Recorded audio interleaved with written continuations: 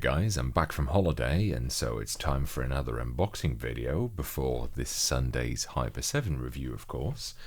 And today I'm having a Bowmore whiskey that I still have a little bit left of, just to treat myself a little bit. Cheers, guys.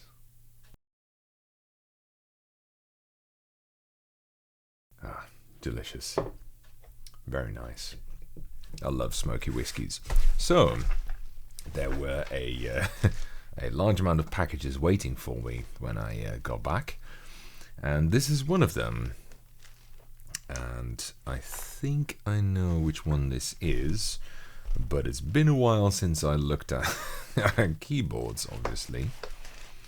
Well, the keyboards I was going to review that I had coming up. So, bear with me a little bit.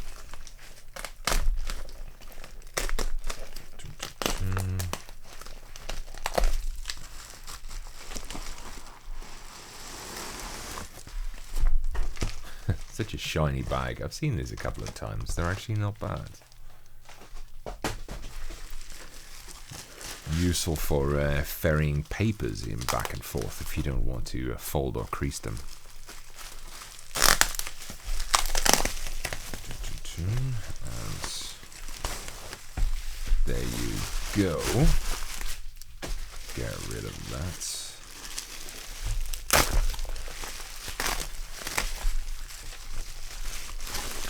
That's a lot of bubble wrap, General.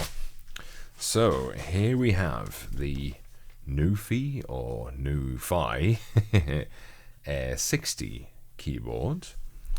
This is kind of a sequel to another NuPhy keyboard. In fact, it's that one right there that you can see. I'm preparing the review for that one at the moment. And before I'd even review that one, they already wanted to send me another one.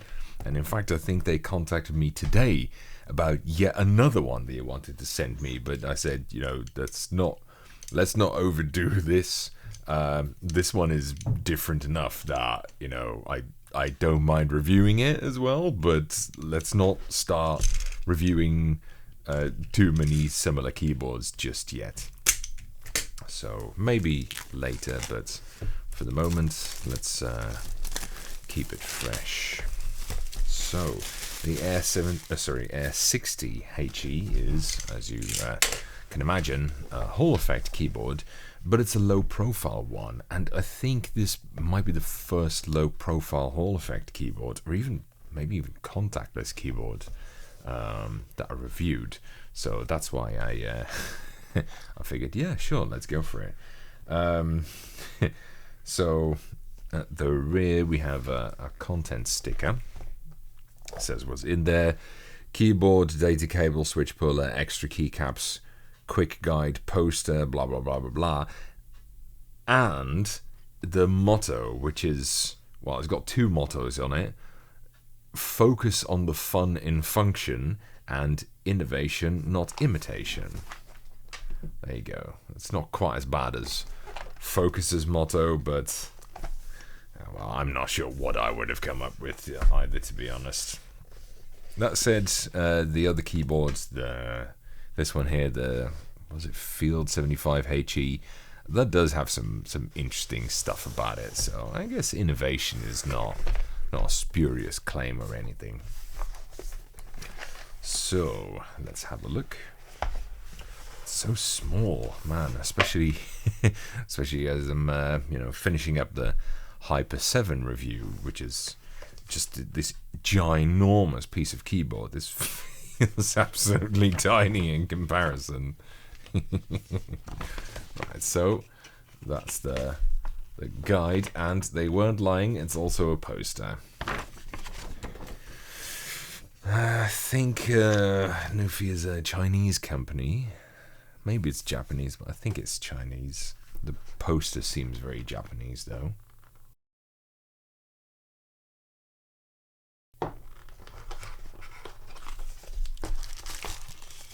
So let's have a look at what accessories they gave here. A keycap and switch puller. Fucking hell. There you go.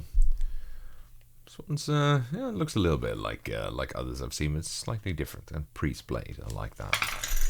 And a cable in the same color scheme. Man, look at the I don't know if they intended it like that, but the purple and grey color scheme actually really reminds me of a PS2 cable, which also had colored, well, connectors, not a colored toroidal filter like this.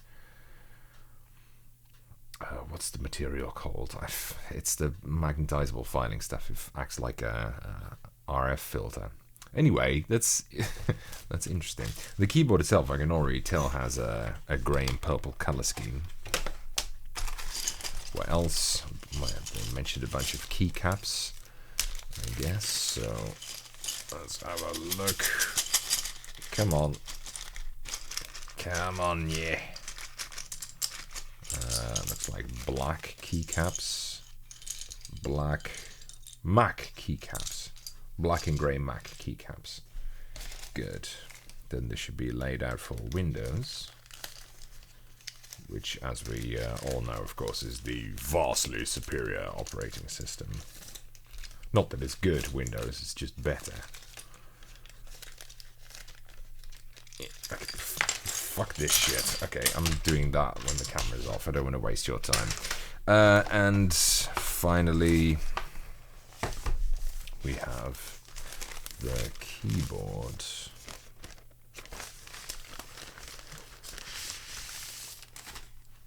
Oh, wow.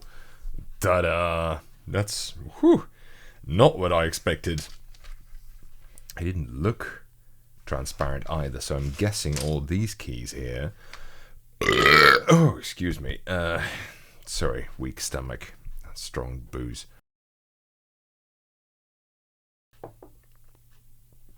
I guess all these keycaps here are to replace the see-through keycaps. Yes, they are see-through. They must have reckoned this might be a bit much for some people, and frankly I can understand that. Interestingly, on the grey keycaps they went with purple secondary legends, and those are fucking impossible to read, man. Very difficult to read, but nonetheless, let's have a look. Shift Einstein Rosen Bridge. Travel in the universe, destination. I guess so. It's definitely got some sort of space theme based off of the legends on the keycaps. I'll have a look at that later. Some two-part rubber-shod feet. Oh, that's quite nice. Semi-transparent back housing, as you can see. Whew. And let's do a very quick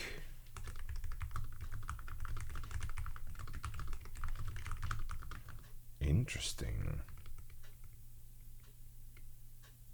Yeah, so I think these switches are supposed to be linear. Yeah, that's what they look like. Look almost like squashed Wooting Lego switches. But yeah, I think this is the first low profile Hall effect keyboard I've covered. So yeah, interesting. Definitely gonna be cool to have a look at this. Sometimes I get, you know, a lot of people obviously ask me, oh, can you recommend me a keyboard? And it's always difficult when people say they want a low profile keyboard. I have a couple of good recommendations, but those are not necessarily all that easy to get, even if they are modern keyboards. The market is just a little bit smaller for it, so it's more difficult to get a good feel for it. But who knows? I mean, I'm not reviewing this keyboard yet, but who knows? Maybe this is an interesting recommendation. So let's have a look. What else is on here? I don't think there's any.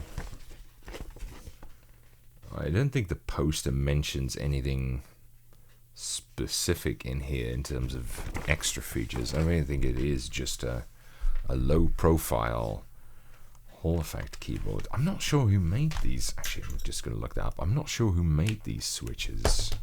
Does it say on it?